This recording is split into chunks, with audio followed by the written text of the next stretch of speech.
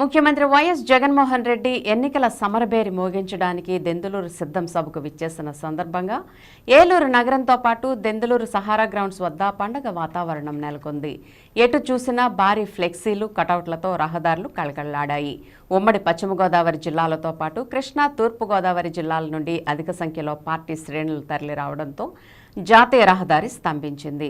Jagan ఫ్లెక్సీలతో, party జెండాల రెపరెపలతో ప్రత్యేక ఆకర్షణగా నిలిచింది. తమ అభిమాన నేత సీఎం జగన్ వచ్చిన సందర్భంగా అభిమానులు సైతం ప్రత్యేకంగా సిద్ధమంటూ రికార్డులు పట్టుకుని మరియు ఫోటోలు దిగుతూ తమ అభిమానాన్ని చాటుకున్నారు. వైసీపీ జెండాలు పట్టుకుని ఫోటోలు తీసుకుంటూ వైఎస్ జగన్పై తమ అభిమానాన్ని వ్యక్తపరిచారు. ఏలూరు, దెందులూరు నియోజకవర్గం నుండి ఆళ్లనాని, కొటారు అబ్బయ్య చౌదరి నేతృత్వంలో జనవాహిని వచ్చింది. ఎక్కడా ఎటువంటి అసౌకర్యం కలగకుండా ప్రత్యేక ఏర్పాట్లు చేస్తూ ఏలూరు రేంజ్ డీఐజీ అశోక్ కుమార్ ఆధ్వర్యంలో ఎస్పీ మేరీ ప్రశాంతి పర్యవేక్షణలో భారీ పోలీస్ బందోబస్తు ఏర్పాటు చేశారు. ఇదిలా ఉండగా సభ ప్రాంగణంలో కార్యకర్తల్లో ఉత్సాహాన్ని నింపేందుకు ఏర్పాటు చేసిన సాంస్కృతిక కార్యక్రమాలు అందరినీ ఆకట్టుకోవడమే కాకుండా వారి గీతాలతో పాటు వీరు కూడా శృతి కలుపుతూ జై జగన్, జై జై జగన్, జై జై వైఎస్ఆర్ కాంగ్రెస్ పార్టీ అంటూ నృత్యాలు చేస్తూ సందడి చేశారు.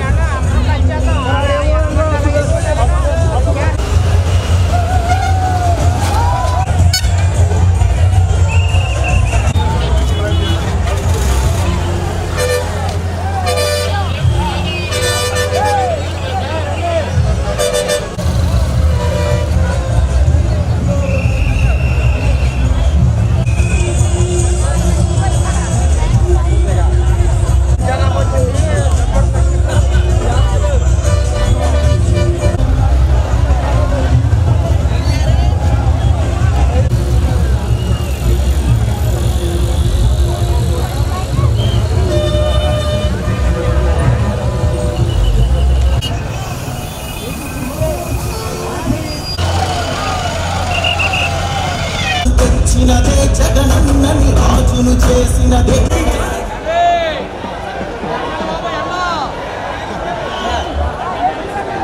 వేదికకు అలాగే కల్చర్ డయాస్ కు రైట్ సైడ్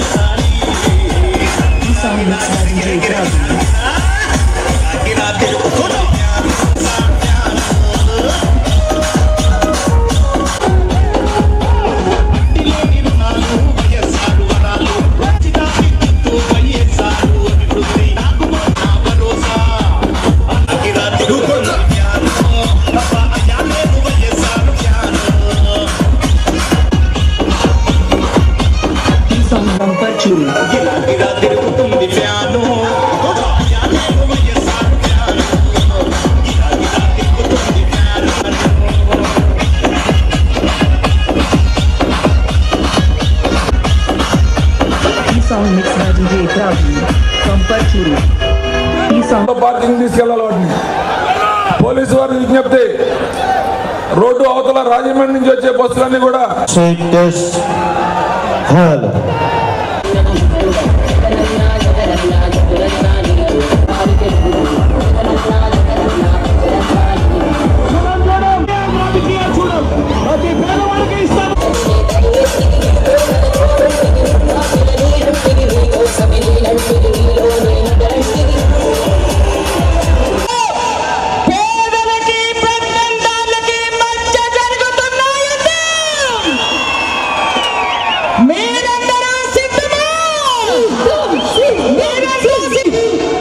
అధికారంలోకి వచ్చిన తరువాత బడుగు బలహీన వర్గాల ప్రజల కన్నీటి గాథలు తెలుసుకున్నటువంటి ఏకైక నాయకుడు ఎవరైనా ఉన్నారు అంటే అది ఒక్క జగనన్న మాత్రమే మనకు కనిపిస్తున్నారు. 3600 కిలోమీటర్లు పైబడి పల్లె పల్లె తిరుగుకుంటూ పాదయాత్ర చేసుకుంటూ పేదల కన్నీటి గాథలు తెలుసుకున్నటువంటి నాయకుడు ఎవరైనా ఉన్నారు అంటే అందుకే జగనన్న పేదల మనిషి, జగనన్న బడుగు బలహీన వర్గాల నాయకుడు. మళ్ళీ జగనన్న లాంటి నాయకుడిని సీఎం చేసుకుంటేనే ప్రతి ఒక్క పేదల బతుకులు మారుతాయని చెప్పి మీ అందరికీ తెలియజేసుకుంటూ వైఎస్ఆర్ని ఒక్కసారి తలుచుకుంటూ మనం మళ్ళీ కార్యక్రమం ప్రారంభించుకుందాం.